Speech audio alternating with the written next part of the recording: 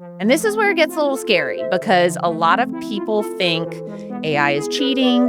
They think that if they use AI, people can spot it from a mile away because there's dashes and M dashes and, all the crazy emojis. Y'all, if you use AI in your professional career, it will make you more confident.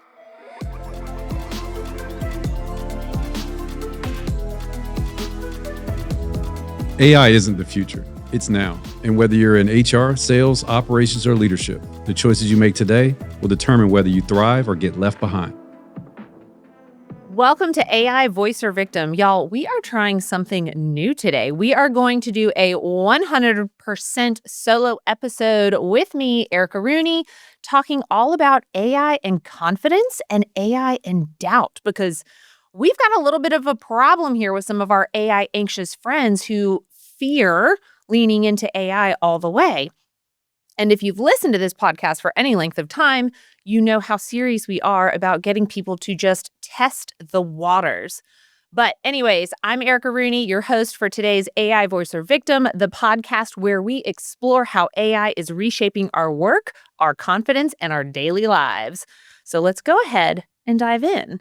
And I want to start with talking about imposter syndrome because this is one of the biggest limiting beliefs that I can think about why people are not using AI. I'll give you this prime example. When Greg Boone first asked me to do this podcast and be his little co-host on his AI Voice or Victim podcast, I was like, absolutely not.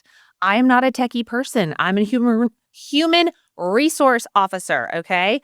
I do not mess with the tech side of things. And so I put him on read for like 3 weeks, y'all. I was like, I'm not responding. I don't think I can do this. And he kept bugging me. And I was like, okay, as long as I get to show up as my AI anxious, curious self, I'm going to do it. And the way I act is I have to just invest in something a little bit to feel comfortable. I knew that I wouldn't be a techie overnight. I knew I wouldn't understand what LLM and deep research and Gemini versus ChatGPT. I knew I wouldn't know that information, but I was like, okay, I can start to learn. So I read a book called The AI Thought Leader, and that kind of got me a little bit more intrigued in the idea of AI. But my point being with this story is I did not think that I would ever be talking about AI, let alone on a podcast, let alone on stages, let alone training people now on how to use it. And if I'm really honest with all y'all, I still do not identify as a quote unquote techie person. I'm just someone who is learning, who's making a lot of mistakes along the way, but I'm trying. And that's the big thing when it comes to AI and confidence is experimentation. Now, in one of our early episodes with Director of Client Services, Susie Tunnicliffe, we talked about experimentation. And she's really encouraging her teams to just test it out, fail a little bit, try again. And again, when it comes to building your confidence in using AI, that is the key. Just dip your little toe in, try some low stakes things, and see what happens. So I really found myself enjoying using it when I started doing it for things with my family, things that I could do with my kids, more creative activities for the sports teams. And I was like, wow, this is giving me such great ideas and I don't have to scour the internet for them. So use it for fun things, use it for small things, start getting more comfortable with it. You don't have to identify as a techie person, but just start leaning in and trying it. Because once you have gotten just a little bit of confidence there, I want you to take it and I want you to put it into your professional world. And this is where it gets a little scary because a lot of people think AI is cheating. They think that if they use AI, people can spot it from a mile away because there's dashes and M dashes and, all the crazy emojis. Y'all, if you use AI in your professional career, it will make you more confident. And I'm going to tell you how we can do that. And the first way that I have used it and that I work with my clients in using it is in rehearsing, right? Rehearsing those hard conversations. I cannot tell you how often in my HR career we would have people do that lovely little activity called role playing that absolutely nobody likes. You know what I'm talking about. Nobody wants to do that. But you can do role playing very comfortably with AI, and you can practice with it. All you have to do is set it up with a great prompt. And so let's say you have to have a hard conversation with a team member on feedback. You could prompt the AI to say, I need to have a tough conversation with an employee of mine. You can give it more context, such as role, maybe what the problem was, what kind of feedback you want to deliver. But you can also say, I want to make sure that my impact, lands the way it needs to land, that I come across as stern but empathetic. And then ask me questions, as if this is the situation, and then give me feedback on my responses. The AI agent will then kick in, and you can comfortably practice that tough conversation with your employee before you have to have it. So that whole being vulnerable in front of your neighbor or your friend or your husband when you're rehearsing something is no more. You don't have to do that. You can just use your AI friend to practice that. I often will use those AI agents to go deeper and say, hey, tell me what I'm not thinking about a project or about a conversation or a perspective or a business idea. And so what I'll do there is I'll dump all of my ideas in there and I'll say, what are some of the ideas that are not included in this list, but that might be from a different perspective? And what I find interesting about that is Erica Rooney, as a wife, mom, female, HR executive, I have my perspective, right? But when I ask the AI agent to give it to me from a different perspective, it opens up infinite ideas.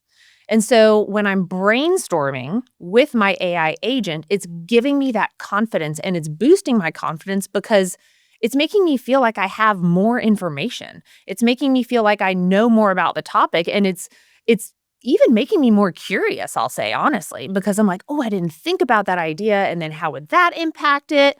And it becomes a whole chain reaction. So that's just two ways of using AI in your professional world to build your confidence. But one of the other things is just productivity, y'all. When you can actually get stuff done at work, you feel really good about yourself. I mean, think about it. How many times have you gone to work? You've worked your butt off all day, and then you're like, I didn't get anything done. You feel constantly behind. You're like, I have no idea what's going on. I know I have felt like that many, many times. But now that I am using AI as a thought partner, as a productivity, you know, amplifier, it has changed the game for me, and it makes me more confident in the work that I do. And so those are some of the other ways. Another great way is using it for just straight up coaching. If you do not have the financial resources to hire an executive coach, y'all, we can be expensive, I know. You can use AI to kind of help you through some of those tough times, to get different perspectives, to pull ideas and thoughts out of you. And so you don't have to make an appointment. You don't have to drive anywhere or get on a Zoom. You can just pick up your phone and use it for coaching. And then the other thing too is just, hey, use it for prep, right? Help me generate this outline. I don't know about you, but sometimes around 9 a.m., my ADHD will be ADHDing and the caffeine will be caffeinating and my ping pong brain is going wild. You know what I do? I just brain dump everything I have straight into the chat GPT and I say, can you please organize this for me into a, bulleted list? And then boom. In seconds, I have a comprehensive full list of everything that was in my head. I want to talk about that for a second, though, because that makes me think about the mental load that women carry. And I will say I have felt as a wife, as a mom, so much more at ease because I can brain dump everything out and have it consolidated and organized for me in minutes. I can do it while driving my car. I can do it while flipping a load of laundry. I can do it while working. So I would just say, yeah, allow it to be like a brain enhancer for you. Allow it to help you organize your thoughts so that you can focus on the things that matter. And all of that makes you more confident because you're more dialed in. So one thing that a lot of people ask me is like, all right, Erica, you went from very AI anxious to now talking on stages, teaching about AI, recording podcasts on AI. Like, what is going on? And if I'm really honest with y'all, it cracks me up because my husband is like flabbergasted that I'm talking about AI. He can't believe it. He's like, it makes no sense to him because I can't even tell you where the cable box is in my house. But here I am. I really try to experiment a little bit each day with AI. And so, what has really helped me is listening to other podcasts on AI and reading books on it. But the most important thing is if I hear something that sounds interesting, I implement it right away, or at least I try to. Because if I don't, number one, I forget half of it. Number two, the tech has changed by the time I remember. But for example, I heard on one podcast this great idea about making a board of directors. And it had an extensive method of doing it to research the individual, create their resume, create the job description for the board, all of this other stuff. And I thought, that sounds brilliant. And guess what? I immediately went home, I did it, and within minutes, I had an incredible board that now gives me a weekly market report, and it tells me what I need to do to direct my business. It completely changes now the way I have to work this week. So dip your toe in, try these things. I just got an invitation to use something called Comet, which is a new AI browser. I have no idea what it does, y'all, but I put it on my computer. I'm messing with it. I'm experimenting. I may end up loving it. I may not use it ever again. But the point is I'm just testing these things out because I want to be able to understand how they're working and how they're showing up. I'm not doing it perfectly. Should I have downloaded Comet? I don't know. Somebody tell me. But I did. And that's because you have to learn through doing. So those are some of my rituals. The mindset thing, this is really also where I focus in because I don't think that I'm techie. I focus on what I've done so far. So the fact that I have got ChatGPT on my phone, that was a big win for me one time, right? The fact that I recognized I'm no longer using Google for questions, I'm only going to chat, that was also a win. So really celebrate those small milestones and you'll recognize, that maybe I am techie after all. I don't know. I don't think I'm quite ready to admit that yet, y'all. Maybe next episode. We'll see.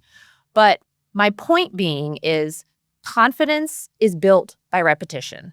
Confidence is built by doing. And you can both use AI to enhance your confidence and use your confidence that you're getting through that to then enhance your skills in AI. It is this infinity loop. It's actually called the competence loop. I can't remember what the study was, but it is an infinity symbol, the competence confidence loop. The more you do, the more confident you get. So start experimenting, download it onto your phone, do something small, personal, low stakes, and just dive on in. And then hit me up on any of my socials and tell me hey, what was your AI win and what was your AI fail? Because one of the other things that I have really found about confidence in AI is the more you start talking about it with others, the more confident you get. So that's it for AI Voice or Victim today. Thanks for listening all on this solo episode about confidence in AI, and we'll see you next time.